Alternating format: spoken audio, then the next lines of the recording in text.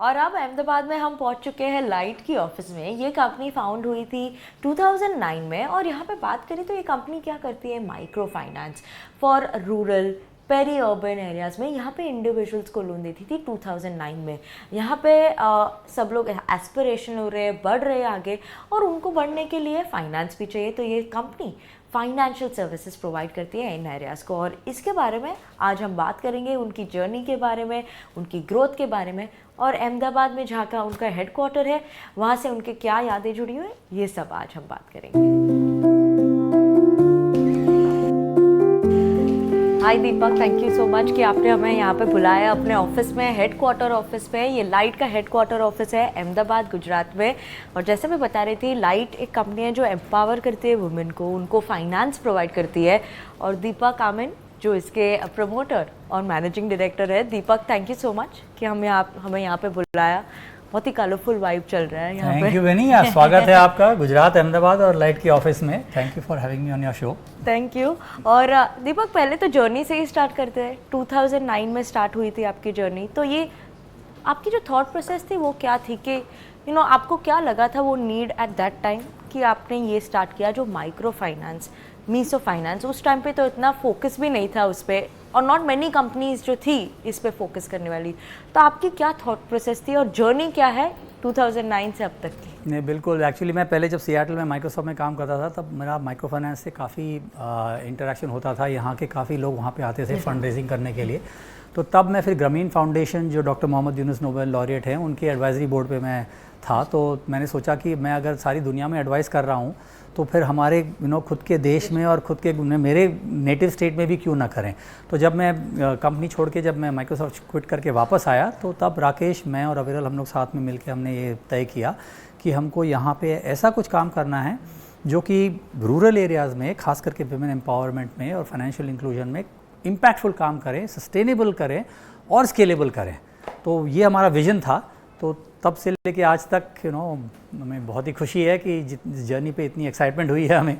और एक्साइटमेंट और काफ़ी चैलेंजेस भी हुई है। चैलेंजेस बहुत हैं और इसीलिए तो हमारे को काम है। नहीं तो हर बिजनेस में चैलेंज होते हैं। पर चैलेंजेस की बात करें तो सबसे बड़ी चैलेंज आपके लिए क्या थी? और जब आप जा रहे थे in smaller towns, rural areas, तो आप लोगों को क्या समझाते थे, कैसे? बिकॉज ट्रस्ट वाज फैक्टर भी इम्पॉर्टेंट होता है आपके बिजनेस में, कि आपको भी ट्रस्ट करना पड़ेगा कस्टमर पे कि फिर से they can repay the loan. बिल्कुल एंड सही उनको भी आपके ट्रस्ट होना चाहिए कि मेरे से कुछ गलत ना करवा दे, I am not signing something wrong. Correct, सही बात है। तो वो क्या था? तो एक्चुअली इसमें कुछ हास्यनीय कहानियाँ भी हैं हमारी। जब हम पहले जाते थे गाँव में तो वहाँ पे लोग कहते थे कि अच्छा वो लाइट वाले आ गए हैं, तो उनको लगा कि हम इलेक्ट्रिसिटी वाले आए हैं।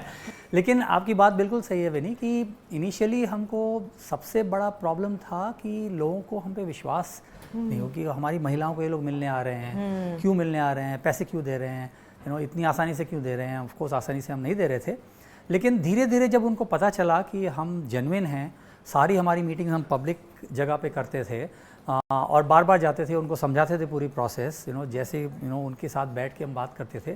तो थोड़ा सा टाइम निकला, लेकिन हमको उनका विश्वास जब आ गया, जब हम उनके विश्वास जीत पाए, तब फिर थोड़ी सी हमारी गाड़ी तेज़ चलने लगी थी।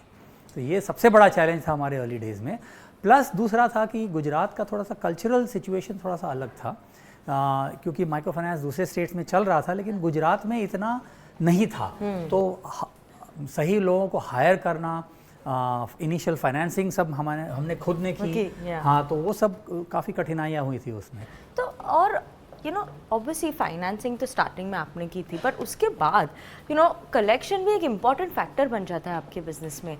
तो ये स्क्रीनिंग प्रोसेस के लिए आप क्या इम्पॉर्टेंट वॉच आउट करते हैं कि ये तो रूल्स होने ही चाहिए कि जब when I am giving any money, when I am giving any loan, तो वो क्या स्क्रीनिंग प्रोसेस होती है आपकी? बात बहुत ही सही है। ये इनफैक्ट ये बहुत अहम मुद्दा है, कलेक्शंस और डिसबर्समेंट, बिकॉज दैट एसेट्स पे पूरा गेम चलता है। बिल्कुल बिल्कुल सही बात है। देना बहुत आसान है, पैसा वापस लाना सबसे कठिन काम होता है। लेकिन हम लोग की एक्चुअली बहुत ही वेल स्टडीड प्रोसेस है। पिछले 10 साल में हमने हमारे खुद के एल्गोरिदम्स बनाए हैं और अलग अलग प्रकार का डेटा हम कलेक्ट करते हैं। हर एक कस्टमर के ऊपर हम लगभग 40 से 50 अलग अलग डेटा पॉइंट्स कलेक्ट करते हैं वही हमारा जो उस ज़माने में जब हमने शुरू किया था तब मोबाइल भी ज़्यादा नहीं थे, ऐप्स भी अवेलेबल नहीं थे। उस ज़माने में हमने हमारी सारी फील्ड फोर्स को मोबाइल ऐप दिया था और वहीं पे वो डेटा एंटर करते थे, पेपर हम नहीं करते थे।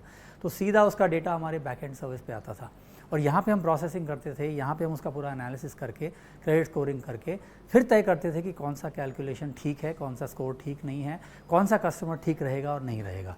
और उस ज़माने में अर्ली डेज में तो क्रेडिट ब्यूरो भी नहीं था। आज तो फिर भी क्रेडिट ब्यूरो से पता चल जाता है उनकी पेमेंट हिस्ट्री क्या है, उनकी बोरोइंग हिस्ट्री क्या है। तो सारे हमारे जो एल्गोरिथम एकदम ग्राउंड अप स्क्रैच से हमने बनाए हैं और काफ़ी 10 साल तक उनको बेक किया है।